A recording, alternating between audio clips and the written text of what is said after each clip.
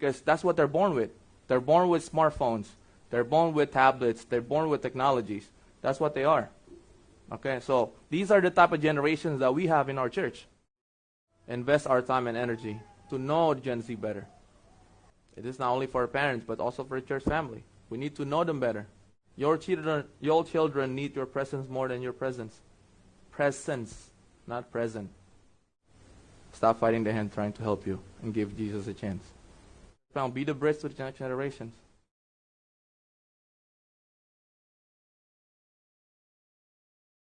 All right.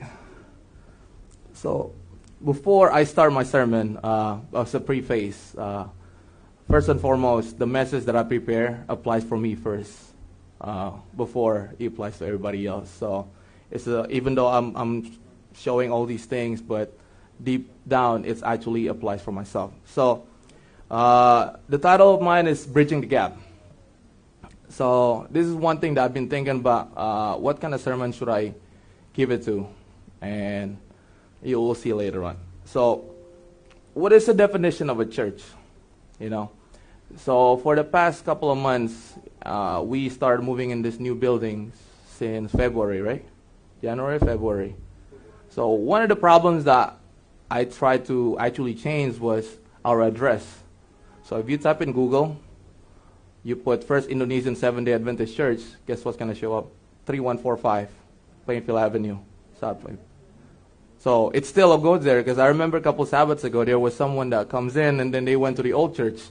So it's been, I asked for a revision to change it to 314 Leland, and it's still under process. I don't know why, hopefully soon. But one of the things that most people think when it comes to First Indonesian, it goes to the buildings, right? But when you actually look into it, the word that they use as church, ecclesia, in the Bible, that has been mentioned about 111 times. Now, the meaning of that word itself is what? What does it say? Is it a building? No, if you look at there, it's just a gathering of people. That is called that. An assembly of Christian gathered worship. A company of Christians. So, when it talks about FISDAC Church, it's basically us. I know we want to build the second floor, to expand this place because, it is small. But in reality, FISDAC Church, it's everyone. All of you guys. You see? That is us. This is FISDAC. This is FISDAC Church. This is from our recent annual camp meetings. And another one here. Now, if you look at this closely, what do you see actually? Anybody? A group of people, right? And if you look at it, we have different people. Our church are comprised with so many different generations and different people. Okay, different age groups. But that what makes us one body as FISDAC. Now, let's break it down then. Out of all these things, all the from the picture here, for all the people, you look at that. So which one is your generation?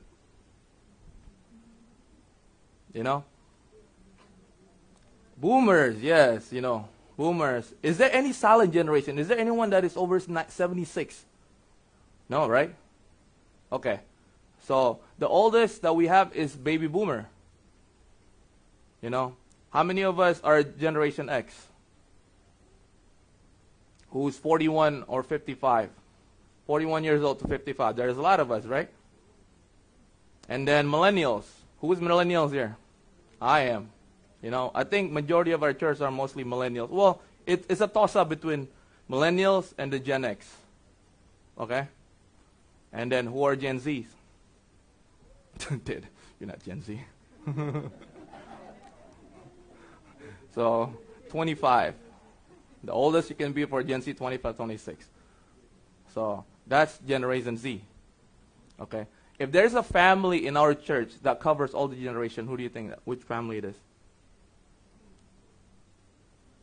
Yours? Okay. But in here, the one that is active in the church. I'll give you the answer. It's real easy. There it is. Okay, family. So we have a combination of boomers, Gen X, millennials, and Gen Z, right? So Opa and Oma, they're considered the boomers.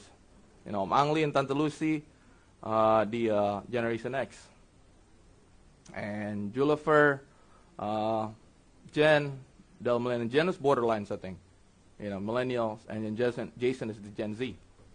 Now, this is what it is. So this is some characteristics of the different generations that we have, right? So, some people, this is the generalization that the world is giving. So if you're a baby boomer, you care about your health. You want to be healthy because you're old. You want to have money. You want to be wealthy. And you want to have quality times because you don't have that much time. Okay? Now, from Generation X, those who are grow up in the area, they are anti, busy and cynical. That's what it says, right? I'm not making it. That's why I put it up. And then for my generation, we grew up with technology. So we know how it was before all this technology goes in. So we were actually, I'm biased, but I consider it's the best because we know how it was before technology goes into our life. So we still play, back then in Indo, I was still playing the kites. I still play outside with my friends, and nowadays it's different. So we get to know, even though when technology comes in, smartphone, computer, we're still able to learn because that's when the start of technology goes in. Now, for the last generations, they're born digital. If you watch YouTube, there are so many things like Gen Z react to. So basically, they gave them a phone, an old phone back then. They're like, what is this? They're trying to touch it. They look at the VHS. They don't know anything because that's what they're born with. They're born with smartphones. They're born with tablets. They're born with technologies. That's what they are. Okay, so these are the type of generations that we have in our church. Now let's look at this. Let's go deeper into this. That way we get to see the gap because, the title of my sermon is Bridging the Gap. Okay? In here, you see that the life-defining event. You know why they call those who are born in 1923 and 1945 the silent or greatest generations? Because those generations fought in World War. That's what is considered greatest. That is one of the key defining moments in their life. They went through the World War. They went through the Great Depression. Okay. Now, for baby boomers, one of the key things that they had to endure was the Cold War between America and Russia. And moon landing. They were able to witness the moon landing. That's one of the key defining moment in their generations. What about Generation X? Their defining things was the end of the Cold War. So that's it. Russia and America are no longer at war. Russia was separated. The Berlin Wall fall. And during their generation, the first computer was made. But the thing is, it was in early stage, so they haven't really experienced full of that personal computer. For us millennials, the defining moment that I remember briefly, it says right there, 9/11 terrorist attack. I was there. Not literally in there, but, I was here when it happened. You see the attack that happens, the Iraq war that happens during that time. So those are the defining moments that us millennials have. And also, the advent of social media. Nowadays, we have so many social medias that we use. For Gen Z is what? TikTok. For us, Facebook. But back then, before Facebook, there was MySpace. Some of the Gen Z wouldn't know that. And before MySpace, there's one more thing. I don't know if anybody remember this. Friendster. There you go. Yeah, millennials know. See, us millennials, we know it. Friendster. That was the one. That was the beginning of social media, how it was. So that. Now for them, the Gen Z, the defining moment that they faced was the post-Great Recession, 2008. Everything was liquidated. It was a tough time. Some people lose their homes during that time. Many uprisings, like the Arab Spring, it's like, something that where the Arab countries, trying to upstate the government. So that's one of the things that define the different generations. For the generation, how they communicate. They got to send letter, tulis surat. That's how they do it.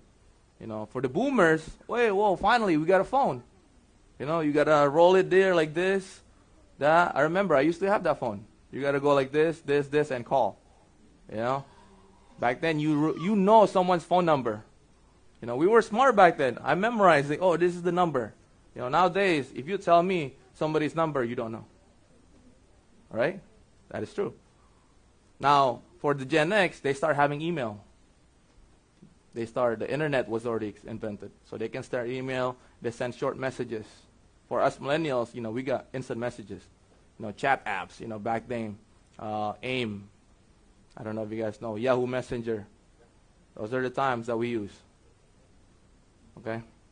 For the next generation, the Gen Zs, you know, they have all the communication styles that they want. They want to use their social media. They want to use their thing. I don't even know. TikToks, you know, this and that.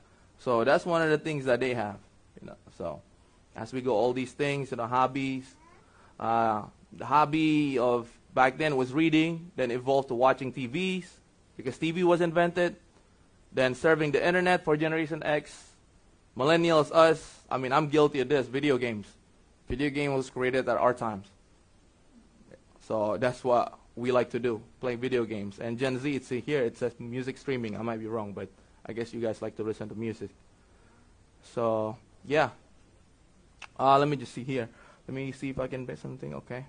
So, yep, that's what it is. Now, but there's one thing that if I want to see, look at how many of us are actually the most in the world. If you look at the screen. The total of global populations out of all these different generations, Gen Z is the most. 32% of them. Almost 1/3 of the whole world was Gen Z. The next one is millennials. It's obviously like the latest. Next one as it goes down because, you know, the age, right? So that's the thing. Now, everybody agree that this is accurate, right? Right, that is true. That's how the defining moments of different generations. Now, if you look at this verse on the Bible, who do you think this applies to? On Judges 2 verse 10. And also, all that generation were gathered into their fathers, and there arose another generation after them, which knew not the Lord, nor yet works what he has done for Israel. Who do you think this applies to? The generation that do not know the Lord. Gen Z. Am I right? Or am I being biased? No, this is a generation that do not know the Lord. It's been prophesied in the Bible. I mean, is the Bible wrong? Okay, let's look at it. Look at this. This is the statistics. It says that 1 in 5 of Gen Z do not believe in religion. Okay, 1/3 of them don't think it's important for you to have faith or believe in God. And you know what's even crazier? This is 1 out of 3, 33% goes to church only one time in a year. One time in 1 year. So, does this verse accurate? Applies to them or no? It does. These generations that do not know the Lord and do not care about the Lord. Okay? Let me look at this. Look at these generations. I mean, these articles that it says. This is from Pacific Central Magazine with Stanford. See, Gen Z is the least religious generation. About 1/3 have no religion, about the same proportion as among millennials, compared to 23%, 17%, and 11% among respectively on Generation X, baby boomers, and the silent generations. And here it says, according to Pew Research, but Gen Z ties religion seems to be even weaker than millennials. Okay, they are more likely to identify as atheists. 21% versus 15%. And most think church attendance is unimportant. That's based on the research that we've shown. Okay. Now, non-religious in this does not mean atheists. Some young people maintain a nominal, often cultural affiliation to religion. Example, they're Jewish or Catholic or enjoy celebrating the holidays like Christmas, but don't believe or go to services. Some are eclectic, creating their own spirituality from elements of various religious or spiritual tradition. Yoga, angel, Native American dream catchers, or even secular culture, like Harry Potter. So basically, they create their own religious, something that they believe in. Okay, and then in here it says the trend toward non-religious in this generation is probably here to stay. It's not changing anytime soon. Man, that's tough. And we can see, oh, well, maybe this applies to different denomination. This doesn't apply to Seventh-day Adventists. You know, are you still around? They still go to church. Okay, this is what it says right here. Look at this article. So the article is this word by Sidney Clark, who was a Seventh-day Adventist. And here it says, Gen Z is deconstructing religion and finding faith. Here she said, I was raised with Friday night worship and Sabbath lasting until sunset on Saturday. Right? I miss sleepover parties and dinner dates because of it, and struggled to explain to my friend why our outing had to be adhered to the setting of the sun, as if we were living in the dark age of history, when everything was defined by the availability of natural light. As a Seventh-day Adventist, my identity was completely saturated by the belief and tradition of my church. And other than missing outings here and there, I was comfortable with my faith. All right? Look at this. And this is the key word. She was comfortable as they grew up. But as I grow older, I learned that some of the cultural tradition I grew up believing, the unspoken rule that women would only wear dresses and skirts, and this allowing them from being pastor, for instance, weren't actually ordained by God. When I started attending boarding school for high school, I stopped going to church regularly. And I realized the rules I thought were so integral to having a relationship with God weren't ones I necessarily had to follow. I took the time to make my own reverent space in my dorm in place of church. I now knew God wasn't going to suddenly neglect me for missing church and scheduling activities before sunset. But as empowering as I wanted that sentiment to be, I had to talk myself into believing that finding a new religious identity could be as legitimate as holding on to the one I grew up with. So this can happen to Seventh-day Adventists as well. What's happening is that as they grow, as they more attached to the world, they start seeing, they're trying to justifying things of their own. So it says, if this, God doesn't follow what I go to, then I'll just find another one or make your own. That applies to that. So Seventh-day Adventist is not applied to this. Does not immune to this. There it is. Another fact about Gen Z. Right? Gen Z is kind of atheist. Nobody debating that Gen Z is the less religious than any other generations. Nobody's debating that. If you were to ask which generation is the worst when it comes to religious, it's Gen Z. And they're not even going to actually argue with that. We see that constantly said, Dunman, Campus Outreach Director in the University of Illinois, Chicago. It used to be that when I was dealing with a freshman in college, they said that their parents or someone in their parents' generation took to church. Parents took them to church. But in the last 2 or 3 years, students in Chicago have started telling him it's their grandparents that's taking them to church, not their parents, who are in faith connection. In my experience, most of them will claim they are atheists. However, once we start talking, I tell them what an atheist is. They're finding out they're agnostics. They don't know about God. They don't care. And they don't even know if it's worth trying to find out. So it's not a surprise that Gen Z has a low biblical literacy. They're less likely than previous generation to be familiar with the Bible, to know how to use it, or believe the Bible contains everything a person needs to know to live a meaningful life. Since fewer of them know a real Christian, often their conception of religion comes from media Christianity. It seems like a Republican. If you're a Christian, you're a Republican. Or a conservative. Even a certain things on anti-masking. But even if the Christian label isn't attractive, look at this. Gen Z is willing to talk about deep things and question about injustice, identity, and the meaning of life. Now, after reading all these things, am I picking on Gen Z? Yes? Okay, Jason said yes. But it's the truth. All right? But do you know what was the cause of this? This. 2 Corinthians 4 verse 4. The God of these days has blinded the minds of the unbelievers so that they cannot see the light of the gospel that displays the glory of Christ, who is the image of God. So who is at fault? Satan. He has set up this world like this for you guys to not be able to see God. It's been said in the Bible. God of this world, Satan, has blinded you guys.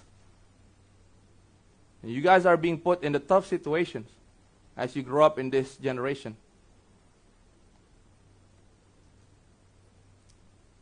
He set it up for you to not to follow Jesus. This is the condition that you guys are living in. Look at this. For the time has come when people will not endure the sound. Look at this. They cannot even hear the sound of the teaching. But having itching ears, they will accumulate themselves teachers and to their past, and they will turn away from listening to the truth and wander off into myths or creating their own religion. That is what's happening. That is what Satan's setting up for your generation. Okay? 2 Timothy 3 verse 1 and 5.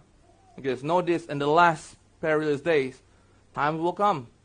Men will be lovers of themselves, lovers of money, boastful, proud, blasphemers, disobedient to parents, unthankful, unholy, without natural affection, truce breakers, slanderers, unrestrained, fierce, despisers of those who are good, traitors, reckless, conceited, lovers of pleasure more than lovers of God, having informed godliness but denying its power, and turn away for such Peter. 2 Timothy 3 verse 1 and 5. It's been prophesied in the Bible. But you know, this is the end days. This is the last days that we're living in. Right? Is there any hope? What do you think? It sounds bleak. Right? There is hope. Okay. One moment. I forgot to change. Okay. So I'm going to play a video after this. So there is hope. Look at this. In Mark 13, verse 29 to 31, it says, even so, when you see all these things happening, you know that it is near. The end times is near. Right at the door. I tell you the truth, this generation will certainly not pass away until all these things have happened. Heaven and earth will pass away, but my words never passed away. Jesus will be there. God's words will be there. Let's watch this video. Everybody, my name is Elijah Lamb. If you've never been to TikTok. All right, so what's up, everybody? My name is Elijah Lamb. If you've never been to TikTok Bible Study, it's so awesome to have you here. You guys are the best. And yeah, so tonight we're looking at Revelation chapter 2, verses 8 through 11. This is Gen Z. Read that. Elijah Lamb is a 17-year-old preacher, but he doesn't share the gospel from a typical pulpit. How come when these people say they believe Jesus and then a month later they're back doing drugs, they're back having sex, they're back doing all these different things? Because they don't understand the principle that we desire God and not simply what he can give us, and that includes eternity. All this stuff on the wall, a lot of this is notes that I've received over time. This one's from my dad. He basically was just telling me he was proud of me and that he saw that God was doing great things through me. Some of my family is as religious as me. My dad is an elder at my church. My mom, her life radically changed. She reads the Bible now more than anyone I know. So I grew up going to church. But like most people, I was very nominal. I attend church on Sundays, but Jesus was never real to me. I definitely was not always a preacher. This was not the lifestyle I was living. But I went with my grandparents on a mission trip in Mexico, and my life just totally changed there. Lamb takes them. Okay. Let's go again. You see that? So even this generation, there's always someone. God's people will rise up. You know, and when times are tough, when times are bleak, God always provides helps. Remember the Waldenses, when the Bible was taken away, they hide. They were able to distribute it. When times are tough, God will be there. Buddy, So here, Matthew 12, verse 41 to 46, and the men of Nineveh shall rise in judgment with this generation and shall condemn it, because they repented at the preaching of Jonah, and behold, a greater than Jonah is. Here's the Queen of the South. That's the key word, repented. You know, it would just, I don't know if it's the timing or not, but that's the thing too. Sometimes, you know, even things look bleak, like it seems like they don't want to care or know about God. They do. You know, our youth this week They actually set aside time for us to do Bible study. It's not something that I tell them. It's like something that they suggested themselves because they felt like they need to know more about God. I see young people, the one that came up during these tough times. It's like, wow. For me personally, it's like it's touching and encouraging because you see these young people. They could have been doing anything else, but they know the needs that, oh man, I need to know about Jesus. I need to learn more about it so I can be strengthened when times are tough. Okay, they seek God. They ask for it. Because this generation is the future of the church. They're the one that will carry the church forward in the last days. If we think that Jesus will come maybe 10, 15 years from now, who do you think is going to lead the church? It's the next generation. It's the Gen Z. They are the pillars, tiang-tiang gereja. It's not us. If you believe Jesus will come within the next 5 years, yes, it will still be us. But 10, 15 years, 20 years from now, who do you think will be? It's them. Okay? Like Psalm 90, verse 1 and 2. Lord, have been our dwelling place throughout all generations. The Lord is there in all generations. Before the mountains were born, or you brought forth the whole world, from everlasting to everlasting. You are God. He is there in all generations. He is our God. Jesus is always there. Jesus is the same forever and always through all generations. Now in here, Psalm 100, verse 4 to 5. Enter to the Lord's gate with thanksgiving and his courts with praise. Give thanks to him and praise his name. For the Lord is good, and his love endures forever. His faithfulness continues through all generations. When you think sin is a lot, you think, oh, this generation doing so much sin. God's grace is so much more. He's willing to forgive all that. He's willing to give you a start over if you repented in that. Okay, so what can we do as a church to be a bridge of this generation? That's what the title of my thing. We have to become a bridge of these young people. No. That is advice for our parents, to the parents and our church family. Be a role model to our youth. Psalm 78 verse 4 says, we will not hide from their descendants. We will tell the next generation the praiseworthy deeds of the Lord, his power and the wonders that he has done. It says in the Bible, we have to tell them about our Lord to the next generation. Is this only the parents? No, it's the whole church. This is a church family. When someone's baptized, it's our responsibility as a church to guide them. It's not, oh, this verse only applies to parents. No. All of us as a family. Psalm 71, verse 18. Even as I am old and gray, do not forsake me, my God, till I declare your power to the next generations, your mighty acts to all who are to come. If you think you're old, you know what? We have big generation gap. I can't tell these young people, we old and gray. It says in the Bible. It's not, oh, just their parents. No, grandparents, other people, older people. Feel free to help on the youth. One generation commends words to another. They'll tell your mighty acts. Psalm 145, verse 4. It is our responsibility as a church family. When someone's baptized, the young people, or whoever it is, what is our thing? We have to nurture them. They will fall, but we have to help them get back up. That is our responsibility as a church. Now, as parents, look at this. Child Guidance 561, verse 1:1. When God asks, where are your children? Parents who have neglected their God-given responsibility must meet that neglect in the judgment. Then the Lord will then inquire, where are the children I gave you to train for me? That is the question you as a parent will get. Why are they not at my right hand?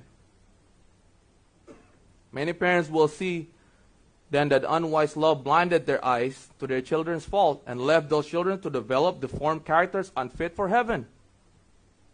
Others will see that did not give their children time and attention, love and tenderness, and their own neglect duty that made the children what they are.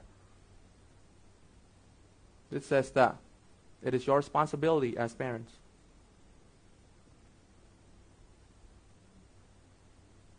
Let's watch this video. It looks like rain again today.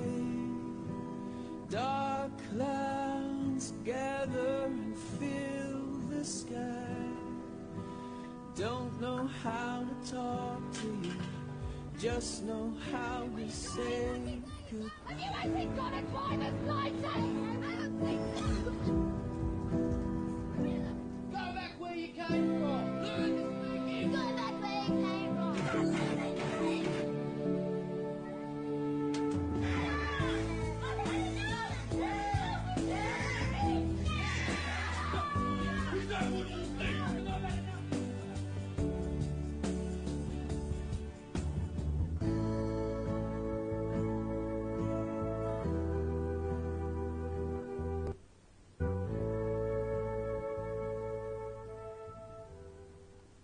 There it is.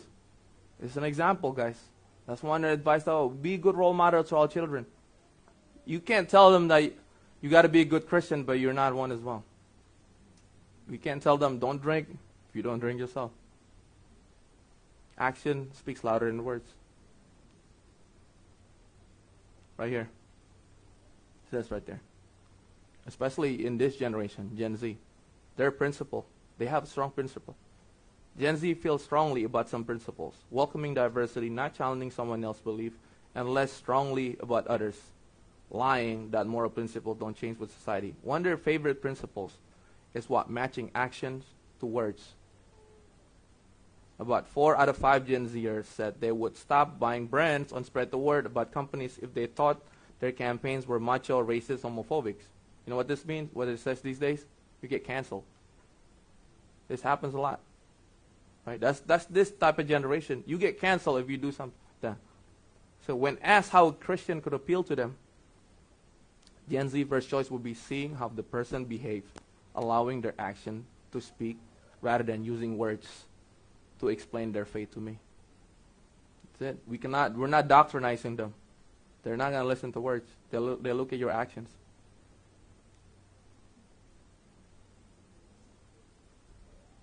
In the church, your outreach to the world has to embody the life of Jesus. It can't be all talk. Denman said, Gen Z is really sensitive to trying to make a difference in this world. That means young people are quicker to drop things that they don't see fit, perceive ideas what's right and wrong. So that's what it is. This is about the Gen Z. That's one of the things that we need to have. We need to be good role models to them, because action speaks louder than words. Right there. And advice number 2, invest our time and energy to know Gen Z better. It is not only for our parents, but also for the church family. We need to know them better. See, your children need your presence more than your presence. Presence, not present. Parents are the ultimate role models. This is the statistic with Gen Z, and this is true. This applies to me. Many Gen Z grew up with families where both parents works. Yeah, both me and my wife work. Had less time than previous generation to take care of their children, making them less protective than parents of millennials. Like the generations before, how many are housewife? A lot, right? That the wife don't go to work. They just stay home, take care of the kids. Yeah, that's how it was back then. People who was 1950, 1970s, 80s still applies. But these days, is it possible for the wife just to be a housewife? It is possible. It's really hard. It is really hard. Both parents have to work, especially the times that we're living. This is why Gen Z, they have less time with their parents.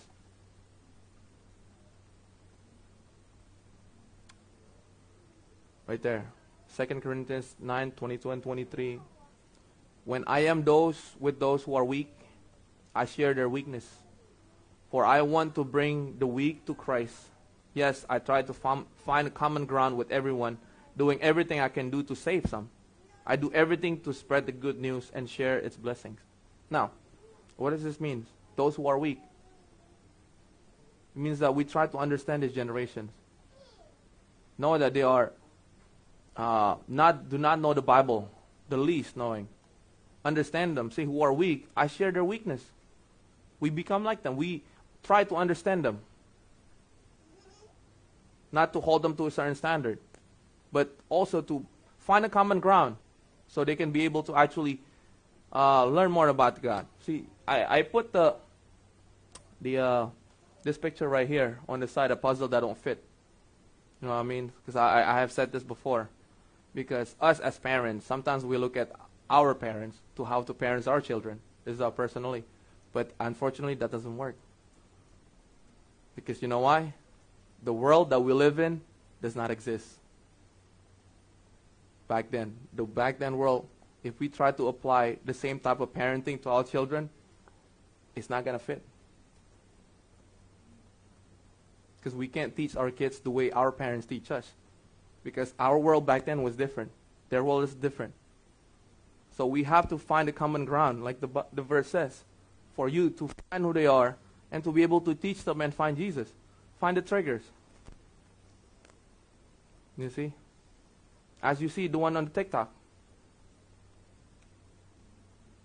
Right there. The last one. Advice to church found. Be the bridge to the next generations. All right, church. I'm taking a quote from my favorite athlete. I want to be the bridge of next generation, Michael Jordan. And he was. Michael Jordan set up a way of how NBA players start now. Owning a team, having sneaker deals, all these things. If it wasn't for him, they're not making as much money as they are now. He was the bridge to the next generation that was able to raise them up. The salary, the shoe deals, everything. He paved the way. Now, when we watch this video again, let me just... Buddy, my name is Elijah Lamb, if you've never been to...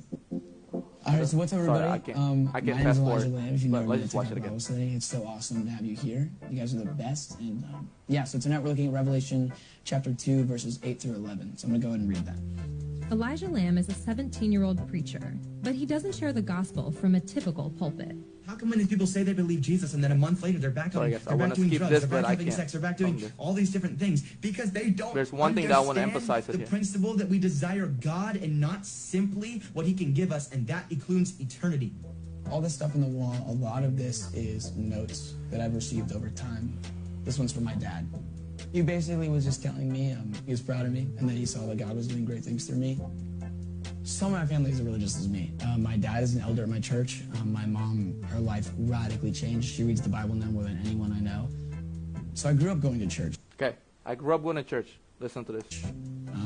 But like most people, I was very nominal. I attend church on Sundays, but Jesus was never real to me. Okay, Jesus was never real, right? This is common. This applies to my kid as well. They are still here. They see us do the church, but they have yet to find that relationship with Jesus. Not yet. Not just yet. We can guide them here, but watch this. Right? Jesus was never real. I definitely was not always a preacher. He was not a preacher. This was not the lifestyle I was living. But I went with my grandparents on a mission trip. He went with his grandparents on a mission trip. In Mexico. And my life just totally changed there. Lamb takes them. Okay. So, from there, he had an eye-opening moment when he went to a mission trip to Mexico. What I meant for us to be a bridge of generations, we have to help these youth find their eye-opening moment for Jesus. That's what it is. There are many different ways that will happen. This is for our job to find it. In his case, it's mission trip. It might be a miracles. You escape an accident. God gave you a miracle for you to survive. So, it's our job to find it. Oops. There it is. Right here. If you guys want to find JYC, this one an event for the youth. If you want to help them to have a true relationship with Jesus. This is something that we have done for Generation Youth of Christ. For you to go there together meeting those same people, same kids, same youth, same age of you, but who cares about Jesus? This is what JYC is. I was in JYC once. Not once, like a few times. And on my first one, it was an eye-opening moment for me. I was like, oh, wow. You go to class, you study about God, have preachers, you pray together, and you meet with others who are in the same common interests of serving Jesus. So parents, we're going to have JYC this year. If you feel like you want to help them find the eye-opening, this is the one. Sign them up. Because I personally see there is benefits for it. It was an eye-opening seeing that someone, young people who just like you, who cares about Jesus, who wants to serve Jesus, doing outreach. You guys are doing outreach. You knock door to door. Yes, we do it here as well. We try to do our ministry here. But this is the one that someone with your own age.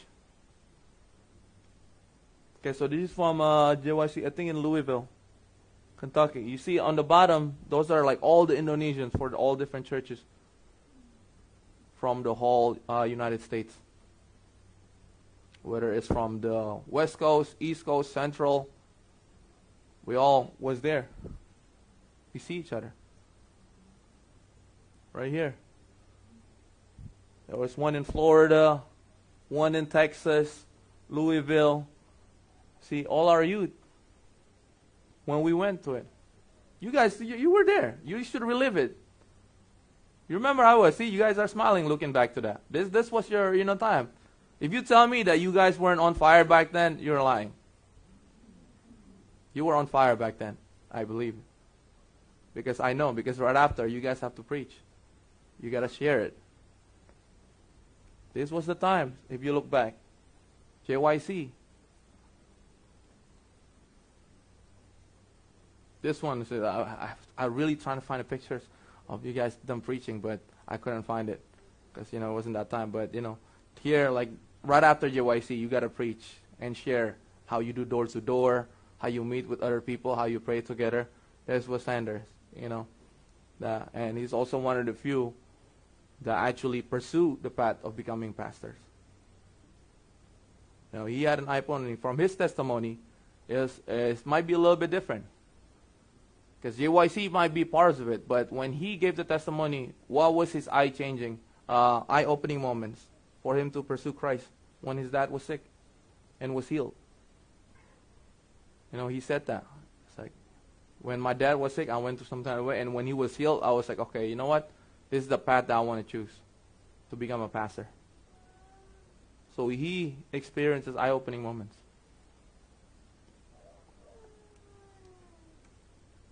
See, not only JYC, for our youth, our AY program, the Vesper, support the youth.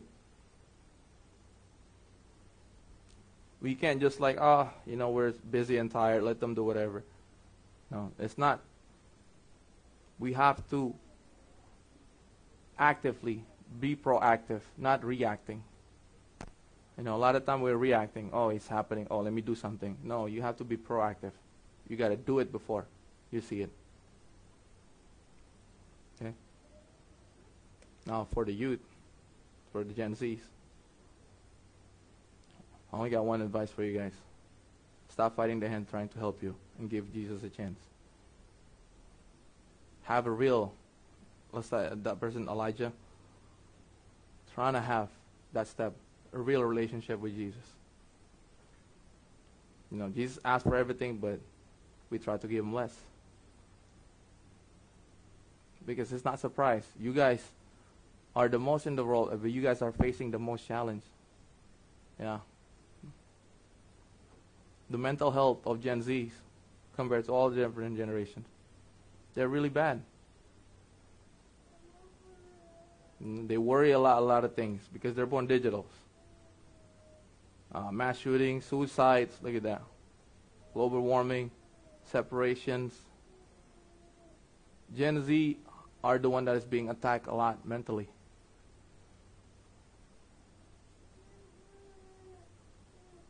Nearly 1 in 5 say mental is worse than this year than last year. Yeah. Gen Zs are the one that's facing the most stress in this world, most challenges. Bring one more. Among high school, look at this. On high schooler, feeling sad and hopeless. Because you guys are living in this world that is set up certain ways. You guys have a lot of social measures. You're comparing your life to other people. Hence, you become unhappy, feeling sad and hopeless. That's the numbers. Look at this. It's a big number. Okay, I'll put this one. Less religious parents have to been. In here, just saying less religious parents are very likely to have teens who are less religious.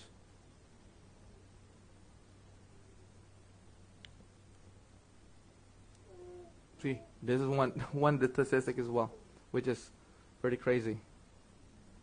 So in here, those, if you attend church, be active in your church. You know what happened to you? You feel look at this. You feel a strong sense of gratitude and thankfulness. Those who are not, compared to those who feel this below only 50%. 77%. That's a lot. 77 people out of 100. If you stay active in church, you feel gratefulness. You won't have all those negative thoughts in your mind.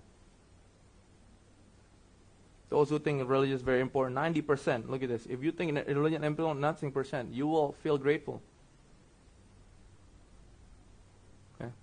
And there's the vast majority say they will feel strong sense of gratefulness, some regularly, at least once a week. Look at this. Those who are attended church feel so the percentage just grow from 40 to 46 to 77. That's a lot. And there also says a significant body of literature suggests that youth with a high religious commitment do better on a variety of social measures. Use of drugs, alcohol, depression in grade school than those who are weak in religion ties.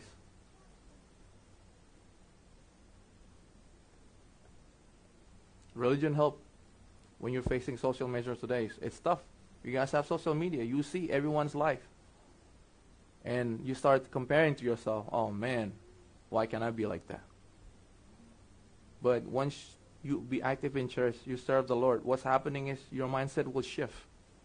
There's a change, the shift that happened. Those things that you see don't matter anymore. Because you know your purpose. It is how to live a life with God. Live a life with God. A true life with God will change your perspective. That's what's happening to your mind. It will shift. Things that matters don't matters anymore. Things that don't matters now. It is Romans 12 verse 2. Do not conform to this world, but transform by the renewal of your mind. Living with Jesus will change your mindset. Then it leads you to a happier life. You know, because you're not seeking this world. You're not asking validating of your world, of your life. You're thinking about something else now. Your mindset is in heaven, not of this world. This. John 14 verse 27. Peace I leave with you, my peace I give unto you, not as the world giveth, as I give to you. Let not your heart be troubled, neither let it be afraid. John 14 verse 27. You will have peace. You will not be afraid, because you all know that God will always be there, no matter what happens to you. He will never leave you alone. Now, you're just saying, you can't tell me, oh man, you're just telling me all these things. But guess what? It's the truth. I mean, I bring a lot of Pew Research Center statistics because guess what? I'm one of them. I like to take the research. I mean, you get paid to do it, but it's a true thing. It's a legit. I'm not trying to say, oh, where is Aaron pulling all the statistics from? This is a legit. If your Pew Research Center is actually an actual body that does the survey. Okay. And there it says this. Are religious people happier and healthier? The global study, yes. Look, you go on the thing. The more you attend church, the more chances that you are happier and healthier.